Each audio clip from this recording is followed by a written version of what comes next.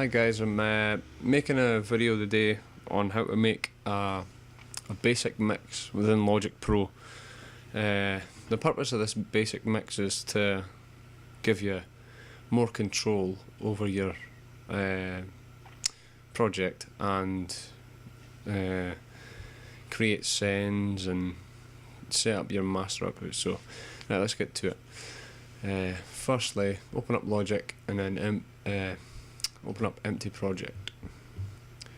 Right, first thing to do is put in 8 software instrument MIDI tracks. Putting in 8 just gives you space to tracks to play with, basically. And then put in 8 audio tracks, stereo.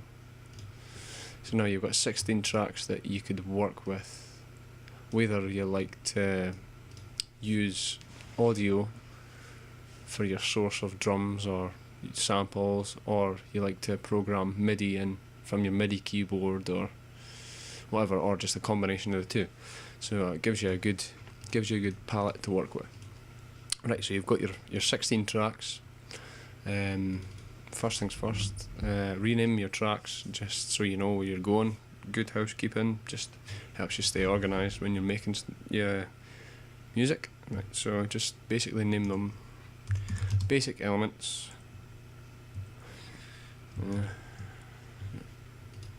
Kick, snare, hats, lead 1, lead 2. This just helps you stay organised within your mix, within your project. Right, so there's just the basic names for your MIDI tracks. No point naming your audio ones yet because you don't know what's going to be in them. We'll see, right? Right, so you've got them 8 tracks. So now you go into your mixer. There's the 8 audio tracks. Next thing to do is to group your individual elements, such as these 3 will be your drums. I mean, you could always add more or change the names depending on what you want to do with them.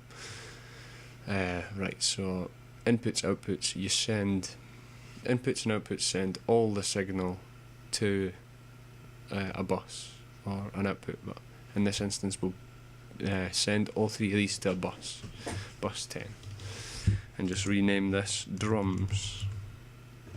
Put it in you could put it in capitals, just makes it easier to see. Right, so now all 3 of these channels are getting sent to this one bus. This glues them together, makes them sound more unison, more like one rather than individual tracks. Also gives you more control over the whole channel, over all the drums. Right, so now we've got the drums in, we'll put these inputs, outputs to another bus, just leads. Do the same with this one. The road. Right. Bass. And put this to another bus.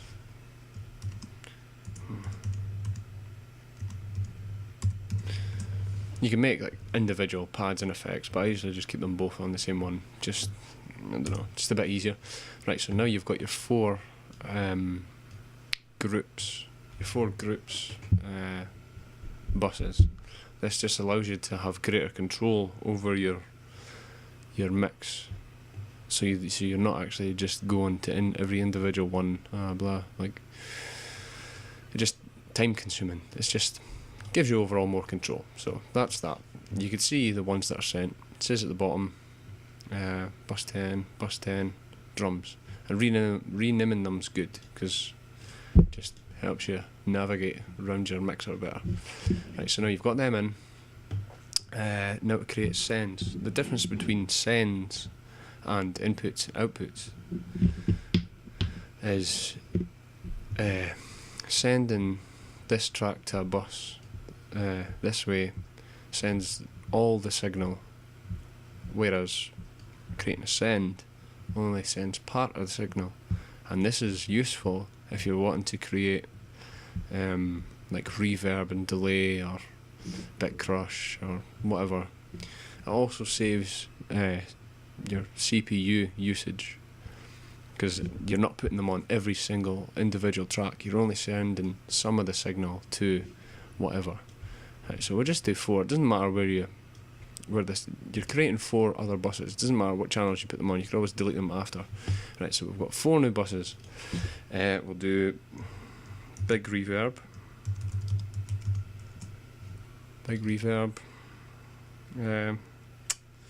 drum reverb or small reverb, whatever you like, and then we'll do delay 1 and delay 2. Right, so we've got these 4 sends at the moment. So all of them, we'll highlight all the ones we've just done. The main group buses plus your sends, and we'll just put a basic compressor on. This will just help all the tracks that we send to these buses. We'll just glue everything together and make everything sound more as one. That's just a basic low compression.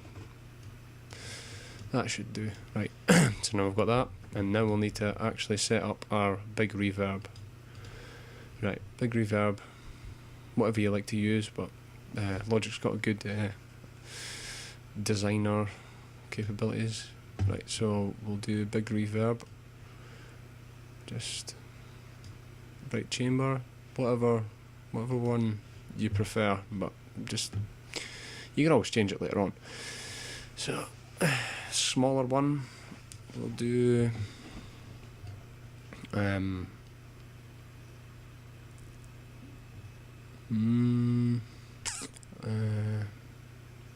don't know.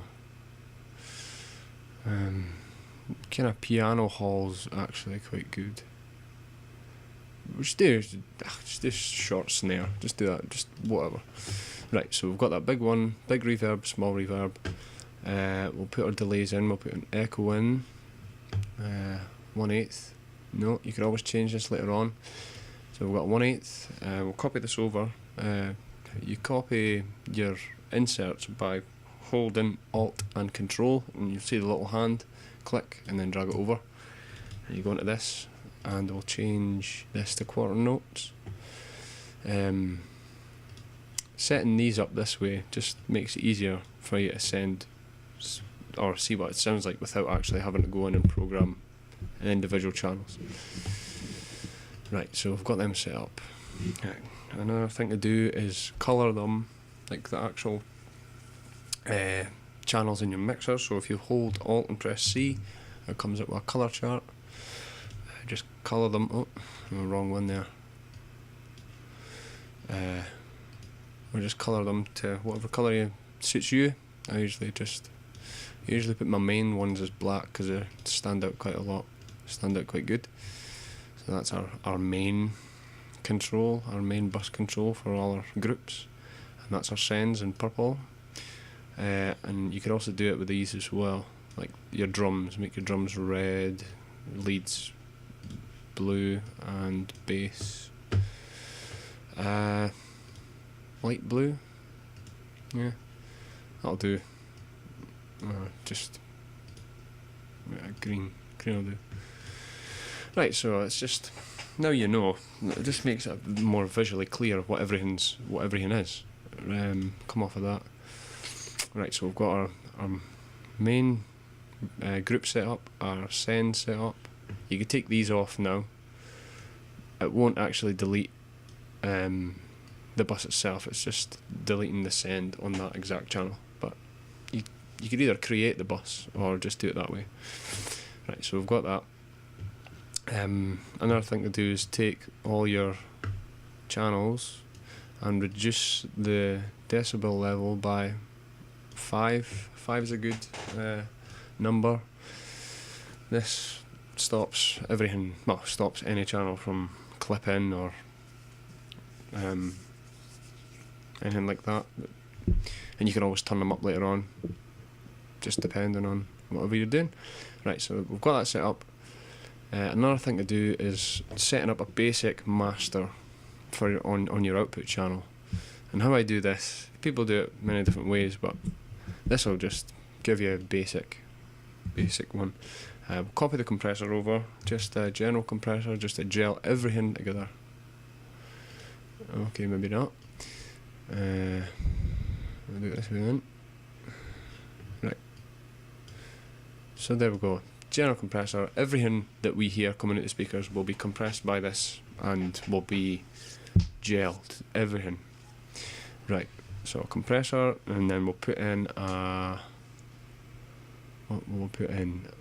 low cut. Low cut is used just to cut out the really, really low frequencies around 30 hertz. Around that a level of hertz we can't hear as humans, and it takes out rumble in your mix just to make things a bit cleaner. Right, so we've got compressor, low cut. We'll put in a multipressor. This is just another compressor with 4 bands, like your lows, your mids, high mids and trebles. And whenever you're making your tunes and when you're ready to master, yeah, you could use this. But for the moment, you just put that in, just leave it as now. And you put on, also I put in an adaptive limiter. What an adaptive limiter does is it just brings levels up like quieter instruments and just makes it seem more fuller. Also, if you put the out ceiling level to 0.3 decibels, it just won't let anything come over that, and leave the gain at 3.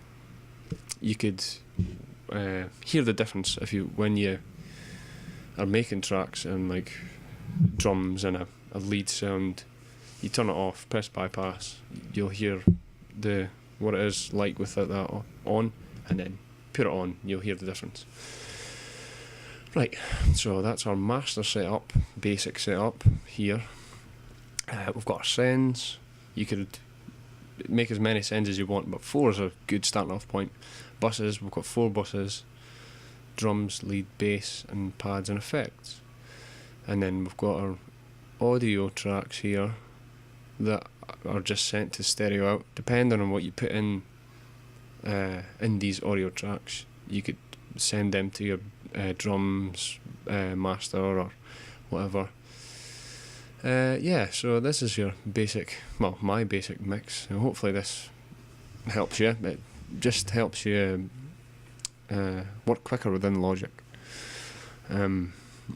Just, you could save it as a template, like so. Save as template file, and then just say, I've already got one called basic mix, so I'll just put example mix, and it's saved in your project templates. It should come up that automatically, so save that. So when you shut down Logic, don't save that, it's fine. So we're back to the home screen, just Logic, file, new, and oh no, not empty project. No. See, but if we didn't have the basic mix, we'd be back to this again. So doing that every time gets really tedious, and it took me a while to figure it out, or I just didn't click on. Right, so new, my templates example mix is what we just made. So click that, and that'll set us up. You could save it if you're wanting to, but if not, just cancel it if you just want to jam along. Or right. So there we go. We've got our 8 tracks, our 8 MIDI tracks. We've got our 8 audio tracks, and they're already getting sent. Some of them are already getting grouped within your mixer, and the colours are already done for you. You know, so it's all just makes it a bit easier when you come to producing a track. So hopefully this helped you guys. If you've got any questions or you'd like to say anything like constructive criticism, just comment and I'll get back to you. Cheers. See ya. you.